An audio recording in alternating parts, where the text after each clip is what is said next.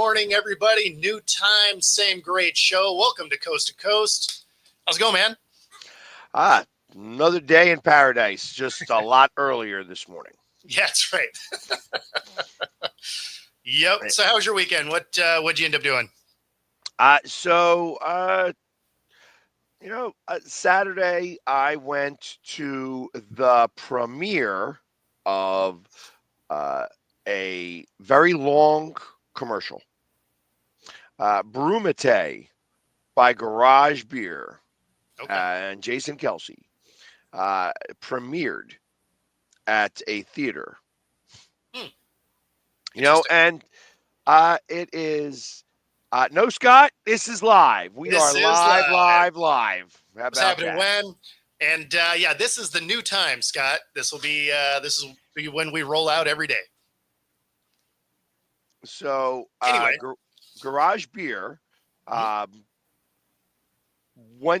started making some commercials, and as they were filming the commercial, it really went ridiculously over budget and way too long. And they said, well, hey, listen, we just spent like close to $500,000. Oh, Maybe we should make this a movie. okay. And they did. That's They funny. made it a movie. So it's like a short film kind of thing? That's exactly what it is. Okay. It is. All It right. is. And it's, the best part about it is it's my type of humor, Okay. which was kind of funny. Like I said, it's I'm not a guy that laughs out loud. I think Yep. we did say something. I said something like that beforehand. I'm like, Yeah. it's hard to get me to laugh live. You know what I mean? Like I'm just like, oh, I'm not that ha ha ha guy. Yeah.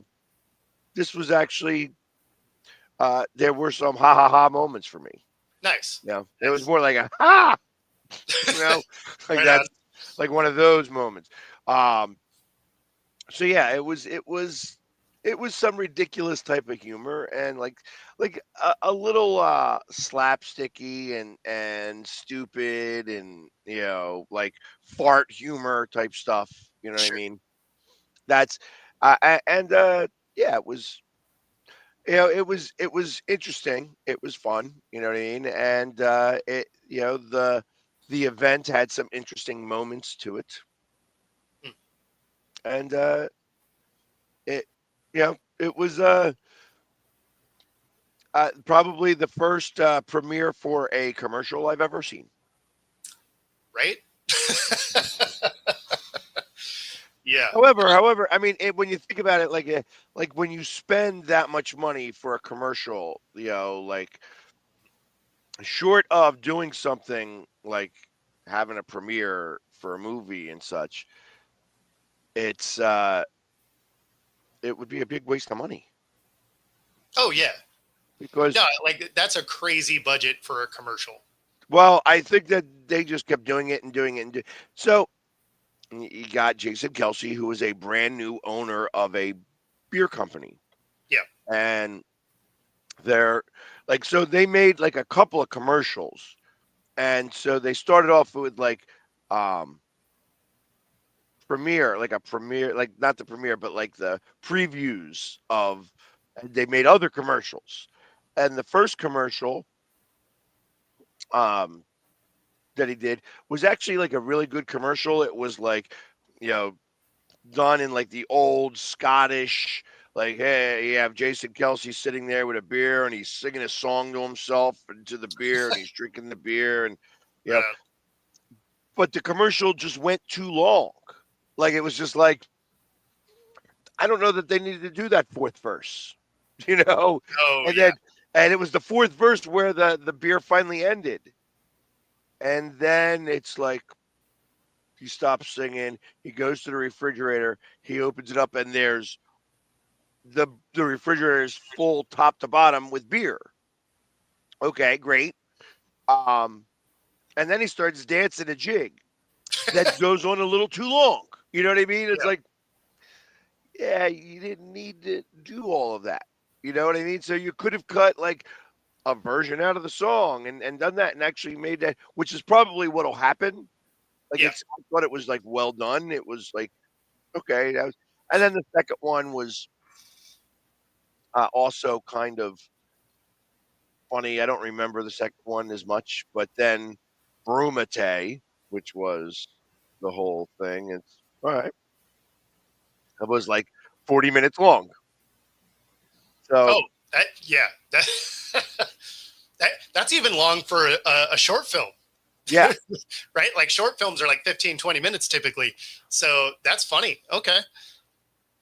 so it was just interesting. I guess when you're first starting to do this and you're learning how to do this, you go long and you go long and you go long and you go long and you spend too much money and Yep. you realize. So, but now that's what they're going to do. I think they are going to start doing short movies of commercials. That'd be interesting. Hey. Morning. Yeah, I mean, that's one way to go about it, especially if there is, you know, if there's obvious cutting points where you could, you put that out and then you can edit it down into a usable commercial. Uh, well, and they had like it ended with Chuck Liddell. Because why not? Why not? Exactly. I mean, it's a beer commercial. Chuck Liddell. This makes sense to me.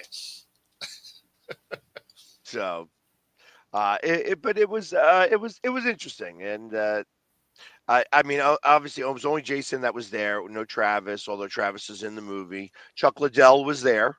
Oh, He had the second best mohawk in the place, but I didn't yell that. I didn't want to. I didn't want to announce that out too loudly. I didn't want to have to kick his ass. yeah. I mean, people would have bought tickets to that. Yes, they would have. Yeah, I can imagine how interesting. It's rolled by Chuck Liddell. Like Chuck, you got to do it better on these mohawks, man. It's just you're second best.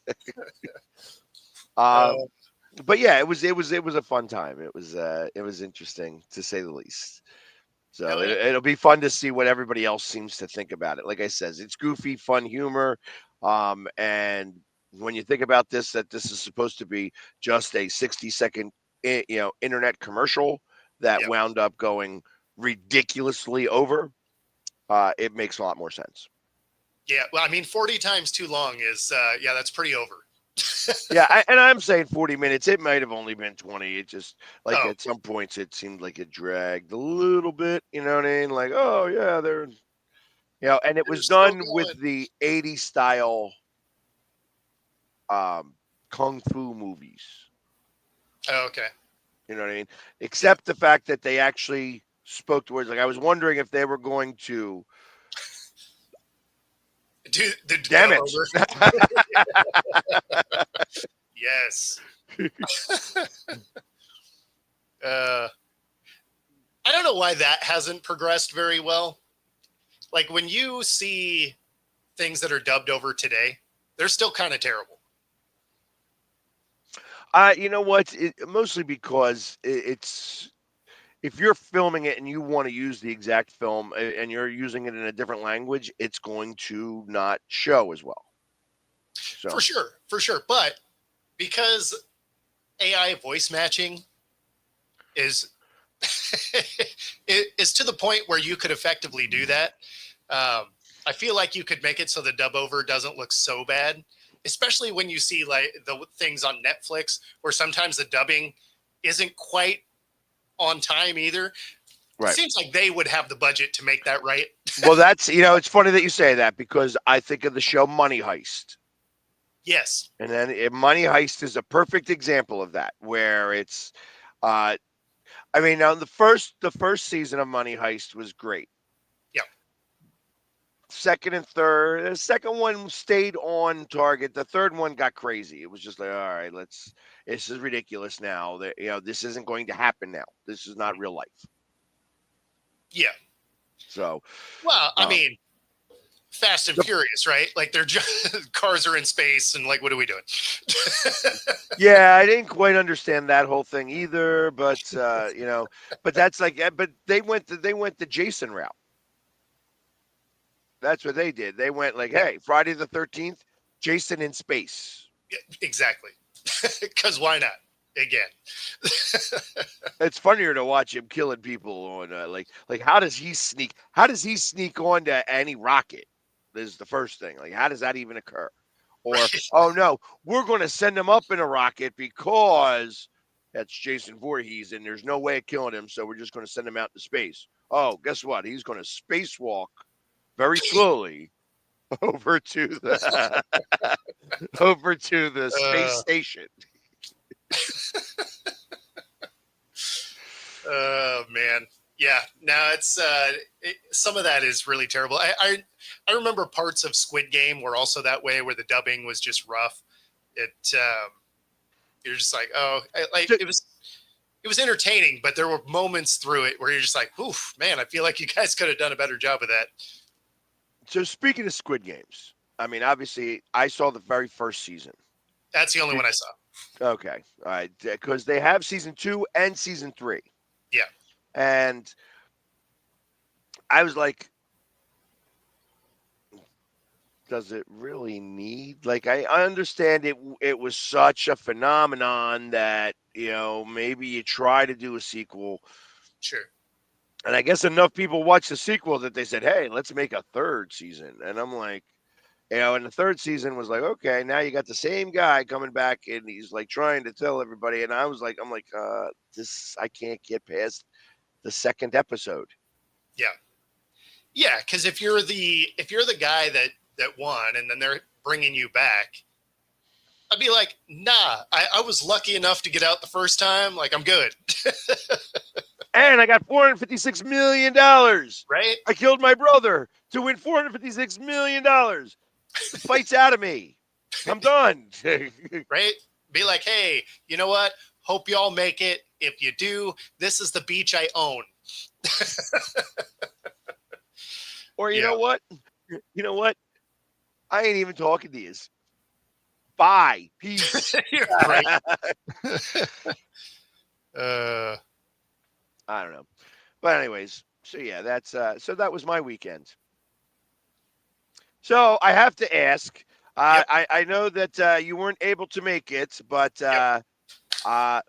there was a statue unveiling. They show Russell Wilson winning the Super Bowl. Definitely not for Russ. Definitely not for Russ. In fact, he will probably never get one here because of the way he left. But who did get one is the first WNBA player to ever get a statue, and that's Sue Bird. So she gets a statue outside of Climate Pledge, and then so it was pretty cool. Obviously I didn't get to make it down there.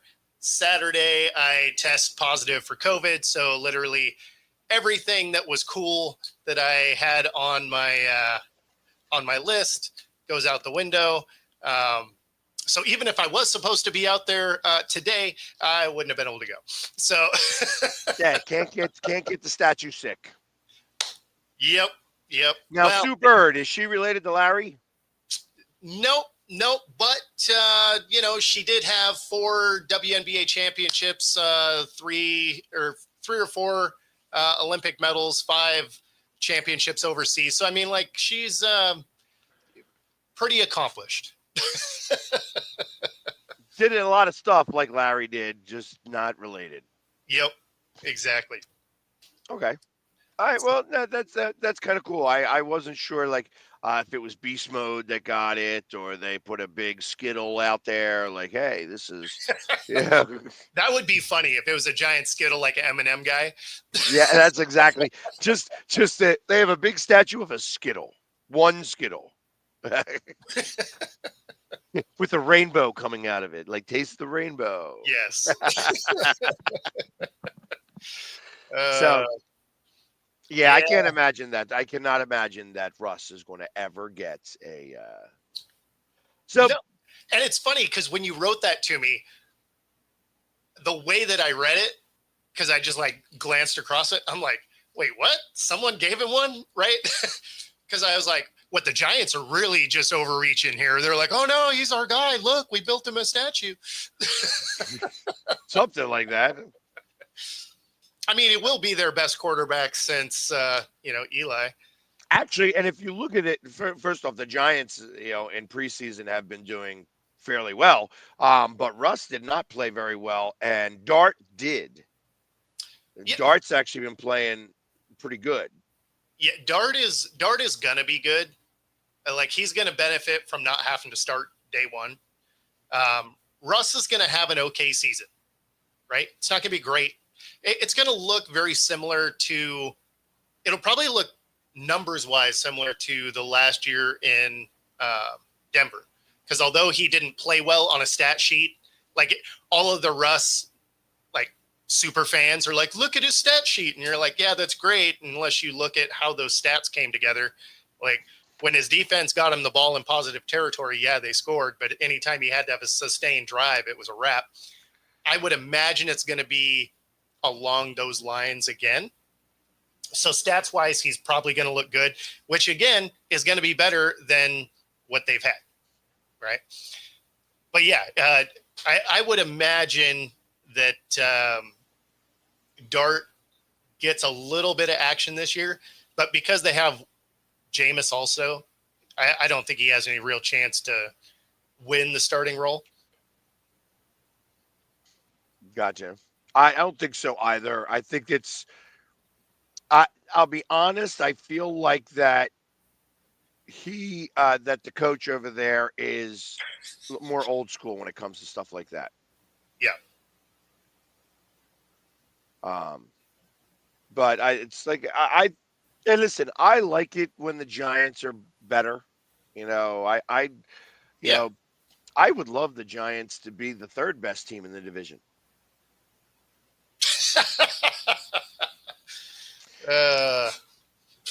But yes. I mean, they got a ways to go yet. It's going to be tough. I mean, think about it. They are only 2 seasons off from actually being in the playoffs. So yeah. I mean, I feel like that year was sort of they outperformed their team, right? So I mean, yeah, they got in, but then like they didn't have anything to sustain that. right. No, and I get that, but I mean, again, that's when Will actually beats, Sure. like they actually willed themselves to win, which was great. You know what I mean? I think that happens sometimes, and that's the way that's got to be. It did not quite equate the last 2 seasons, but they also had a quarterback who sucked nuts. Yeah, they were exceptionally bad.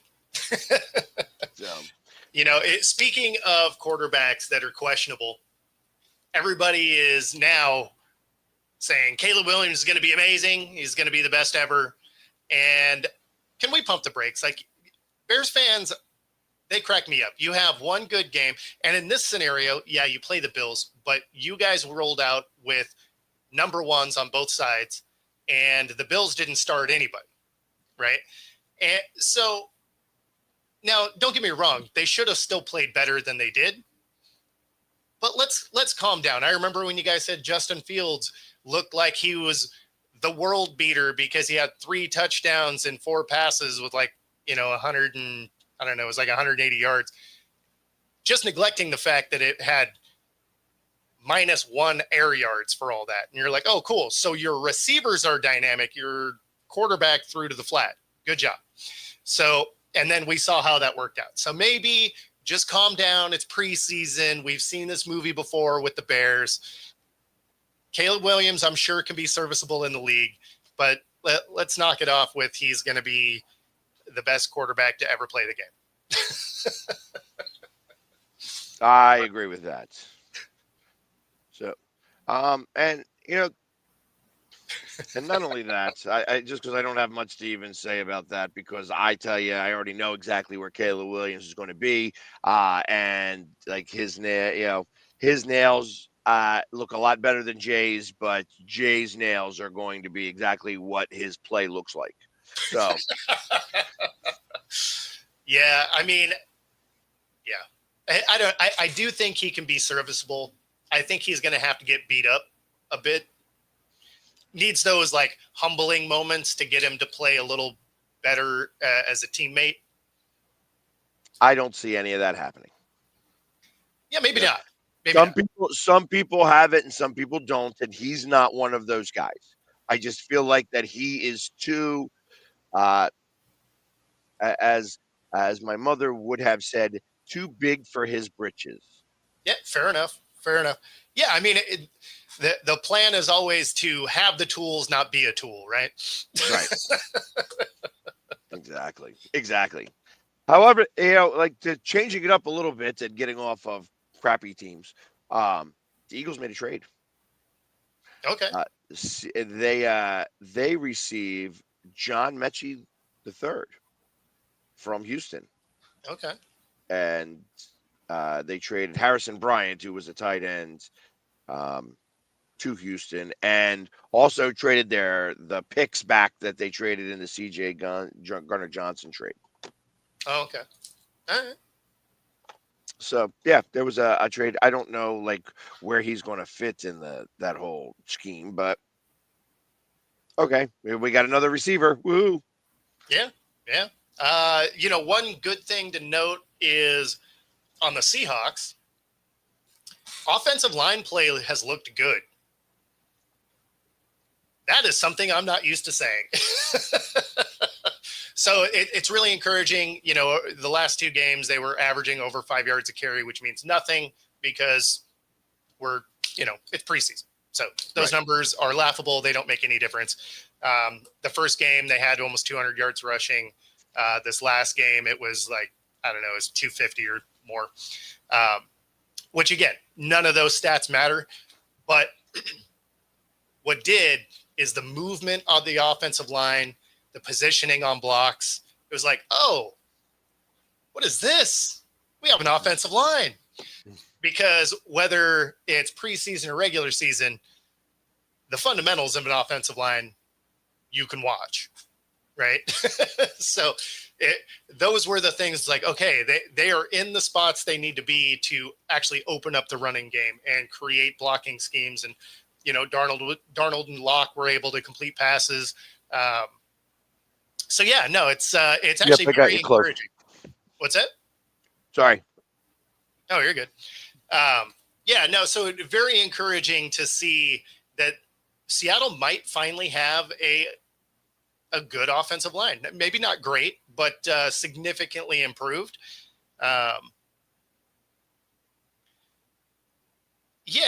And that's the thing is if it stays the way that it's trending here, Walker and Charbonnet should have good years because they won't be getting hit behind the line of scrimmage all the time. Also means they'll probably stay healthy, which would be a nice change for the running back room for the Seahawks as well. Yeah, I mean, we played our starters for like the practice, and somebody got hurt, so we weren't playing our starters again. That was the end of that. Yeah. And hopefully he'll come back. I mean, it was just just something small, and he said he might be back for week 1. I think he'll be back for week 2, but we'll see. Yeah. Well, and that's what's tough about preseason in general anyway, right? Is you have like the Bills and Bears game last night, right? Bears came out, all our starters are starting. Bills came out and they're like, yeah, our like third string dudes, go get them. Yeah. I mean, there's a piece of me that believes that a team that stinks really bad should play in the preseason, should play their starters in the preseason, because you want to get off into the season in the right direction. Yep. So You want to be as far along as you possibly can and maybe steal the first 2 games. Well, that's the biggest thing, right? Is because of the fact that a lot of these teams don't play their starters. You can steal a game or 2 in the beginning of the season. And, in a season that's only 17 games, 2 games can make a huge difference. Correct. So I think that that's a possible. Sorry, there we go. I have stuff going on behind me, so I just wanted to. I get you. But yeah, it's I don't know. I think it's seems early for strippers at the bar. Come on. Tell me about it. You know what I mean? And no, it's this Thursday is my event. For whoever asked, I think it was Chad asking about that. So where was that? Harrison Bryant play for the Browns? He might have. Yeah, so that happens this Thursday, where we will be up at Dorney Park. Right on. And this Wednesday, even though we are having earlier time on Wednesday, I will not be here on Wednesday because there's a Phillies game that I will be going to. I got you. All right. Right on. So, and I guess, speaking of events, we got this.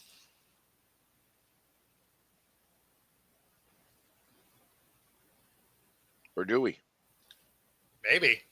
Well, that was weird. It wants to. It moved us over. It's thinking about it. Yeah.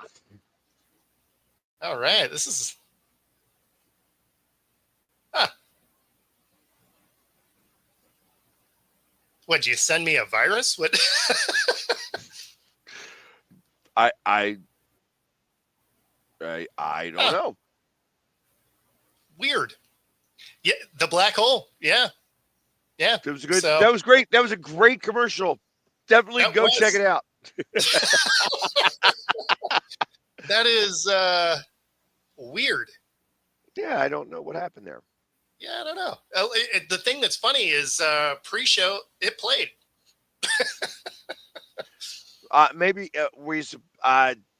Maybe you had to add it to the thing and just play. Well, no, I did. That's the thing I did actually. Yeah, because that wasn't in a commercial types. Yeah, usually the commercial oversets us. Yeah. Yeah, that is crazy. It does not like it. Huh. Well, no bueno. No bueno. That was for the Philly Beach Bash. Go to it. PhillyBeachBash.com to get tickets. If you are going to the Eagles Tampa Bay Buccaneers game, we're going to have Fletcher Cox, Vinny Curry, and a couple other players and fireworks and food and drinks and fun stuff. Go to PhillyBeachBash.com. And as you saw from the video, it looks super fun. 100%. That was amazing. The whole thing going on. That is weird. That was a little on the funny side. Huh. I wonder if it's going to do that to everything today, because well, that would be annoying. Because you got a full day of stuff going on and nothing, yeah, it's going to be cool. Look at this video that we don't have. All right. Thanks for tuning in. But okay. So I guess we'll try this next video just to see if my whole day is going to be messed up or if it's just that particular video. Back in Browns news, they interview Dylan Gabriel mid-show or mid-game, and he makes a comparison of entertainers and competitors. And the media immediately ran away with it. Basically inserting the meaning that he was talking about Shador in that moment. So this is his interview and then him walking it back in the presser. You don't let it infiltrate yourself. Will you share that with everybody at home? Yeah, I think it's just part of it. there's entertainers and there's competitors, and I totally understand that. And my job is to compete, and that's what I'm focused on doing.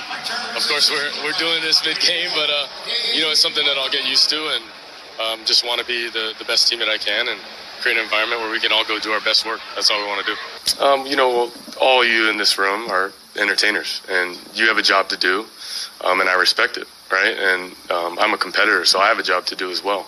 And I think, just understanding that, that's how I've lived by, and I've said that multiple times. So definitely not a new quote, but something that I've definitely said before. You were referring to media as the entertainers? Yeah, I just said that, yeah. Well, that played back weird too. That was about as glitchy looking, even though the sound worked. It doesn't matter as long as we could hear it. And the truth of the matter is, whatever. I first off, does it not seem when he was up there on the podium that his shoulders are too low? Like, you looked at him when you saw him wearing his shoulder pads, and his shoulder pads are up here. Sure. But then you saw it down there, and it looks way too low. I mean, just to me, it looked like he was just like it almost looked very lowered. It was just odd in general. I don't know. But anyways, I'll rewatch it in a time that it'll probably play back. Right. On my normal computer, when it's not going to have any problems. Exactly.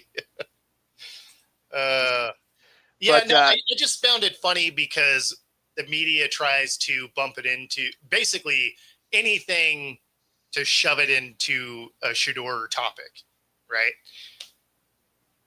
Well, it was done very Shador-esque. Like, he's like, yeah, some people are entertainers and some people are competitors, and I'm a competitor. Like, Hold on. I don't understand. Why would you talk about the media in that sentence anyways? Well, so in the beginning of that is because he said it in the way of, we're doing this in the middle of the game. That's something I'm going to have to get used to. Right. So he was addressing the media even in that. But it's funny because it wouldn't matter had he said the media is entertainers. Half of the media would have still been like, he was talking about Shador. Yeah, he is entertainer, not a competitor. Exactly. Weird. Just that whole situation is weird over there. It is. And I applaud them. I love that they started their 6th, 7th, and 8th string quarterback. Exactly. And he did say that he had used that quote before.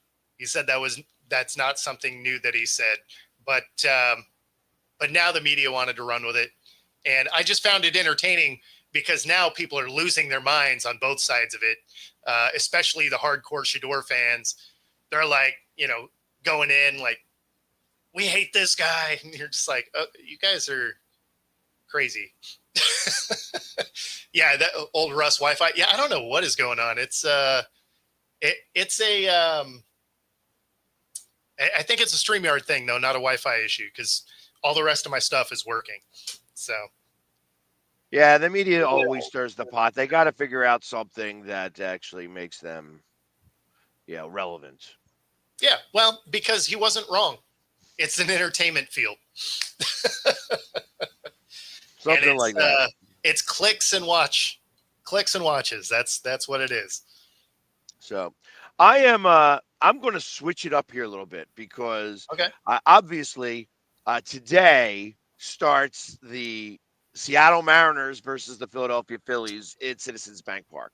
Yes, they do. I will be there for the game this evening. However, there was a guy who is in a rehab assignment who is, who had a little bit of an incident. He did a no-no. Really. Yeah, it was kind of funny. I didn't see the video, but it's got to be hysterical. So watch the video because it's pretty great. I actually tried to have that loaded today, but I just didn't have time to get it all cropped down. But not that it would have played anyway. But but it is hilarious.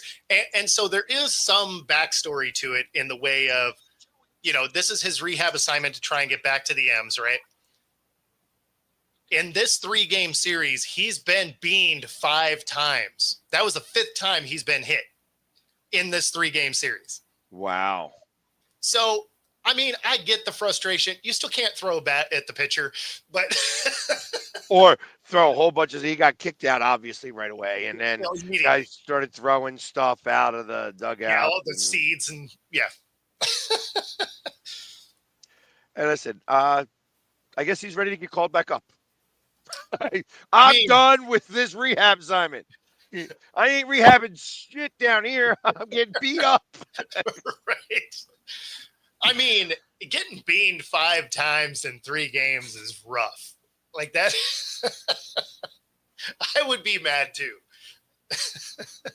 Yeah, but he had 3 doubles and 3 stolen bases prior to the injury. It was just so.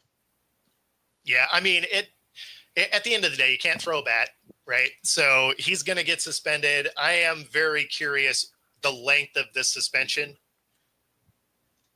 Because I don't know, is there a precedent for throwing a bat?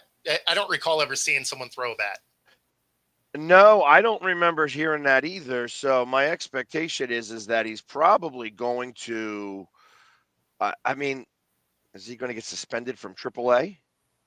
Is this an all baseball thing? Yeah. Oh, I would bet it is. Yeah. It's like, hey, you're not allowed to throw bats. Well, and that's why I was curious if there was a precedent already set, because if there's not, they're gonna set one, right? And be like, look, this cannot happen.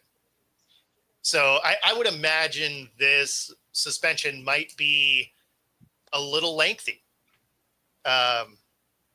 And only because I don't know if I'm reading the whole story here, and it's like being hit by a pitch during the 3rd inning of a Sunday's game with Tacoma, so after being drilled, Robles picked up the bat and threw it in the direction of Las Vegas Aviators pitcher Joey Estes.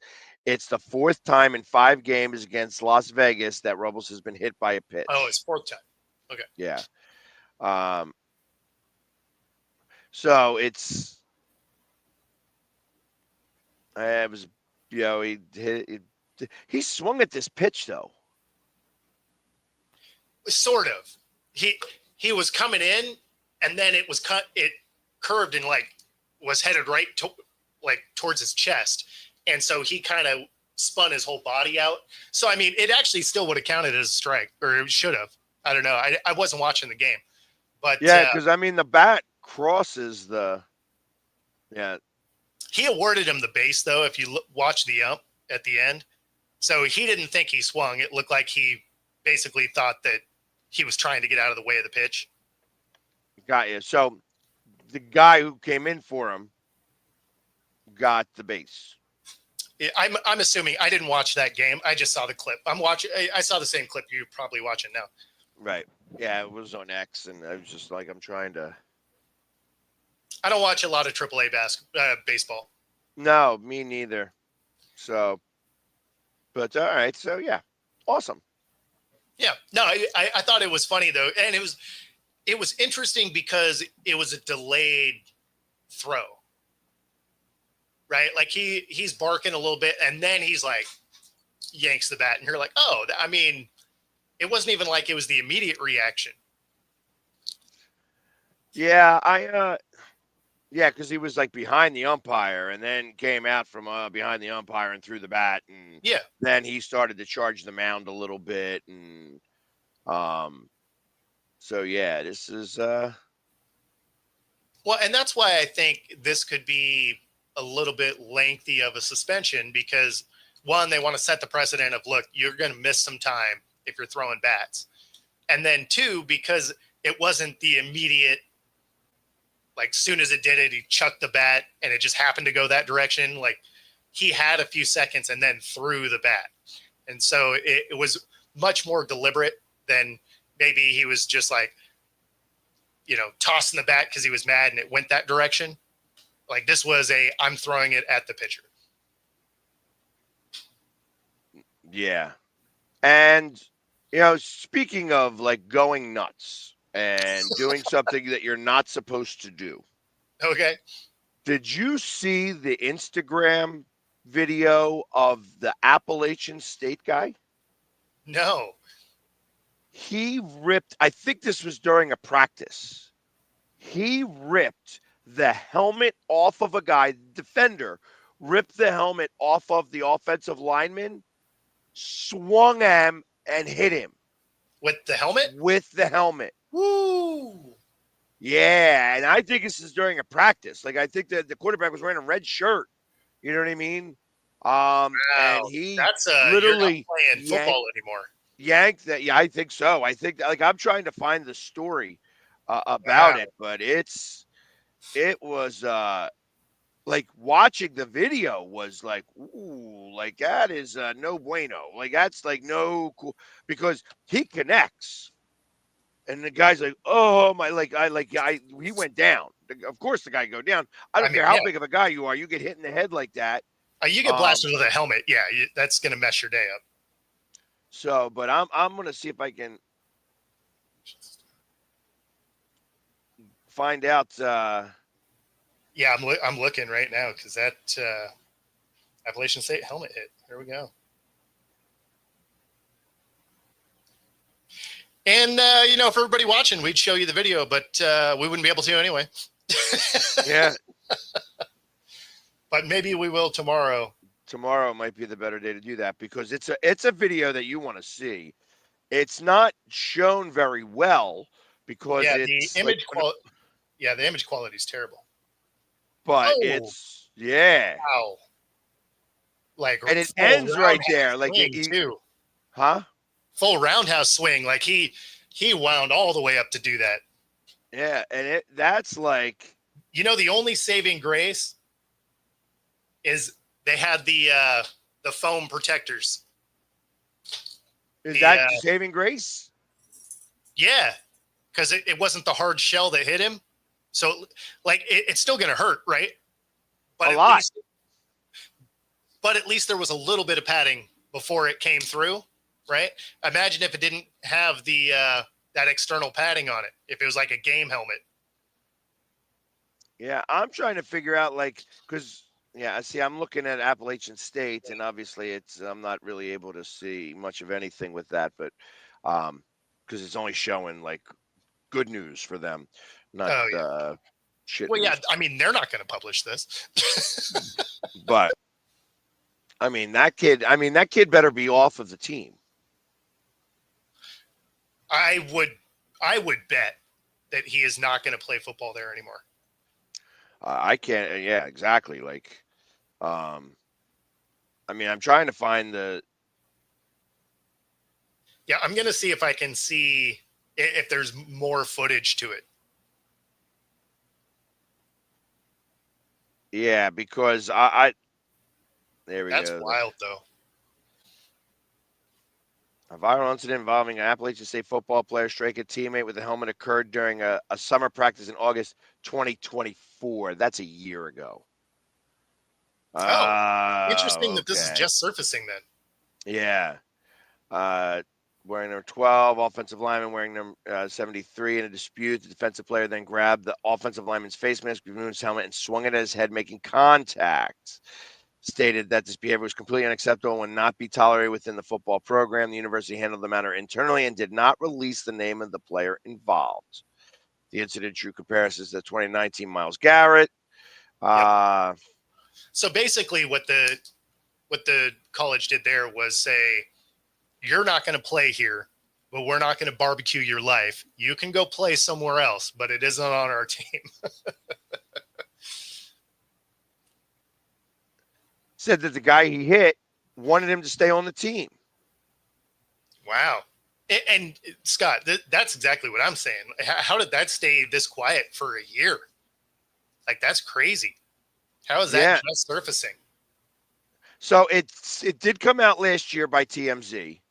I think it's just because I'm seeing it now, obviously, that we're reporting it, but I thought it was from this year. I was like, whoa, that's like, Oh, how no, do no, you, no. Like, the posts that I'm seeing are new. So, I mean, I see August 7th, 2024. no. But like the Instagram posts and stuff I'm seeing for it are new. Right. So, I mean, for whatever reason, yeah, it may have originally been reported then, but it's just now getting traction for some reason. Very weird. Yes, I agree. Numbers in preseason don't matter. Like, it's granted his numbers are bad, but whether your numbers are good or bad, none of the numbers in preseason make any difference because he's getting his carries, he's getting his, viewing the defenses, but the offensive line in front of him may not be exactly what's going to be in front of him. So I wouldn't put a lot of stock in it. And besides, what do you want him to say? You want to be like, hey, you know what? Our team is trash. Like, of course he's going to be like, oh yeah, we're here. We know what we're doing. Of course you're going to say that. You're not going to barbecue your team before it starts. And that's our job. Exactly. And did they talk about growing baseball to 2 more teams and realigning the teams again as if they were in the NFL? Say it again. So Manfred, okay, during the Little League Baseball, he was there and he was interviewed, and he mentioned about growing the league from 30 to 32 teams and realigning those teams as if they were like back in football or like hockey. So either 2 monster, conferences. Yep. Really, like, I guess it's like 4. It's like, hey, we're going to have the East, the West, the North, and the South, and that type of way. Or it's, I guess it would be Northeast, Southeast, Northwest, Southwest. That's probably how you'd have to do that. You can't go Northeast, Southwest because that's not going to work the way you think it is. But yeah, that they are doing that. And the A's finally broke ground in Vegas. I did hear that. So, which, I guess that was a $75 million shovel that they bought because they had to get over that $100 million mark. So it was a $75 million shovel. They're like, hey, yeah, this is a gold shovel worth $75 million. Here we go. We're going to shovel 1 piece of dirt. Now you can give us the other $350 million you were talking about. Exactly. But it's going to be like $1.8 billion for this stadium. It's so ridiculous. Oh, yeah. I don't understand it. For and to only have 35,000 people. Yeah. I don't get it. Doesn't make a lot of sense to me. Actually, I mean, if I was going to do something like that, I would make it like almost like a dual purpose stadium, almost like the Vet. Let's do it. Get it like a dome. Or they should have done the black hole, like a dome, like do that and make it dual purpose, where they could move seats out and actually have baseball in there. I know that he didn't want to do that and stuff like that, but when you have that big of a space and they're moving out the grass anyways, like the grass is not staying in there, you could bring in different stadiums. Why not? Yep. But yeah, 35,000 just doesn't make any sense to me. Like, if you're gonna have an all-star game, you want like 45 to 50,000 people there. Yeah. But who am I? Yeah, it seems small for the dollar figure. right? Like when you're spending that kind of money, I thought this was going to be a monster. And then you hear the seating size and you're like, what are you spending the money on exactly? The other thing that I would do if I was the owner of a team like that, I would set it up so that there are plugs in each chair so that you could plug in your phone, Mm-hmm. for that type of stuff. Like you could bring a cord and plug in your phone. Yeah. And not only that while you were doing that, you'd be able to download an app that would allow you to watch replays of the game and things like that in real time. Mm-hmm. Like I think that there is so much that could be done like that.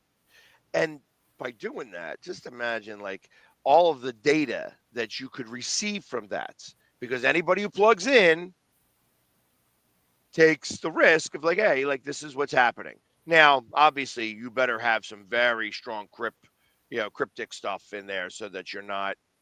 Yeah. But Yeah. I don't know. I think I like that whole idea. I think it would make a lot of sense. But who am I? And I Brad, love spending other people's money. I don't think I've actually gone to a theater since COVID, actually. Yeah, and I was just in the theater to watch Brumate. Yes. I went to a theater when my wife's niece was in town, but they looked at the wrong schedule, and the movie we went to see wasn't out yet. So I almost made it to the theater. In fact, I got there. And then we walked in. We're like, oh, yeah, but what we want to watch isn't playing. So it wasn't for a lack of effort, but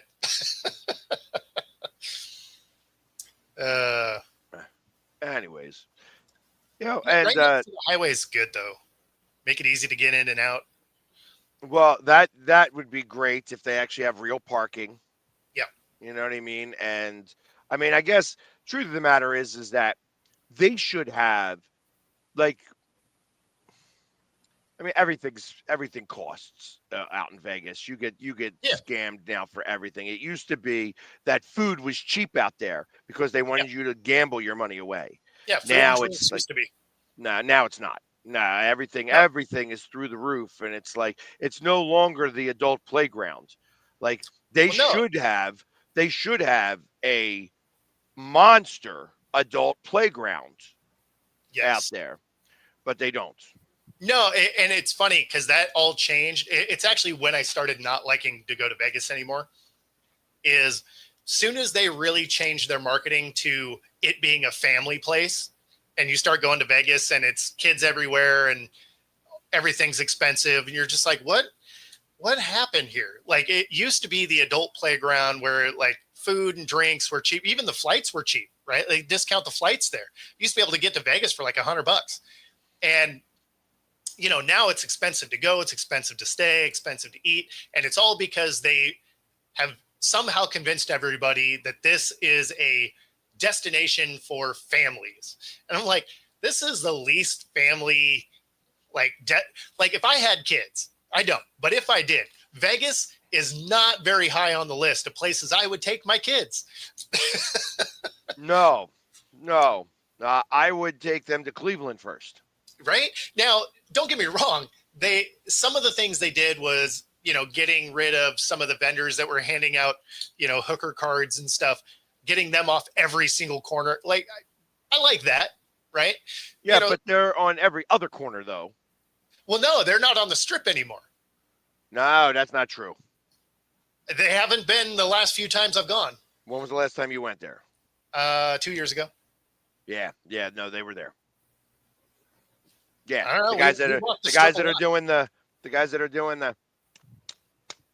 Yeah, no, not like they were. Like you'd see one or two here and there, right? And then police would move them on, right? But it used to be there was like a stack of them on every corner Like you had to weave through them to get to cross the street. So some of the things they did to clean it up, I like. But as soon as they're like, "Oh, this is a family place," like I don't know what you're talking about. Like this is not where I would bring kids ever. Yeah, and there's not enough kid stuff to do. No, like the places have like a couple of kid things, but it's not like it's a kid place, right? Right. So I don't know, it's weird. And yeah, Scott, exactly. The buffets are expensive. Like I remember used to get like good food for $20.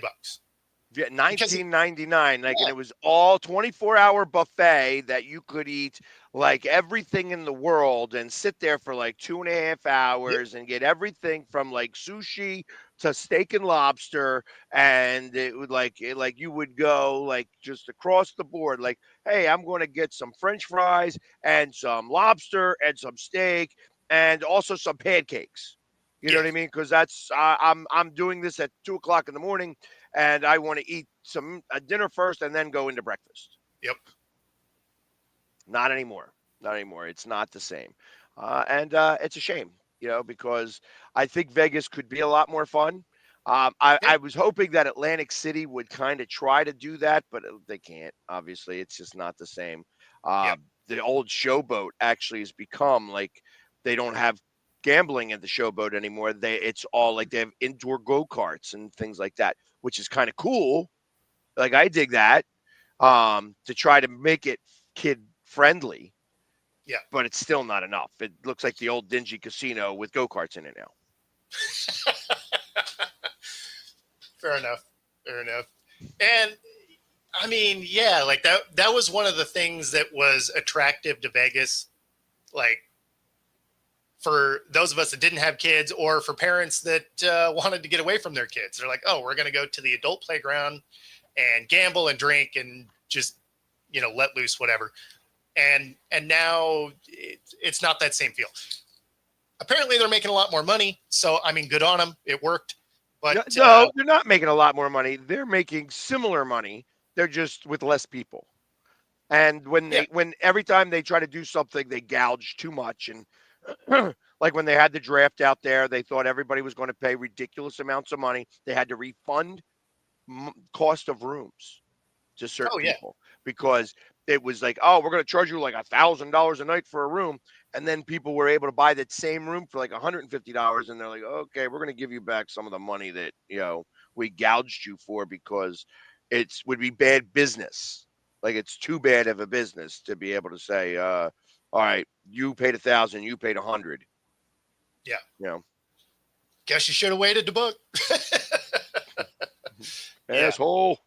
Yeah. Well, and it's also that, right? Like, now I'm used to paying ridiculous plane prices because Seattle just gets you for whatever reason.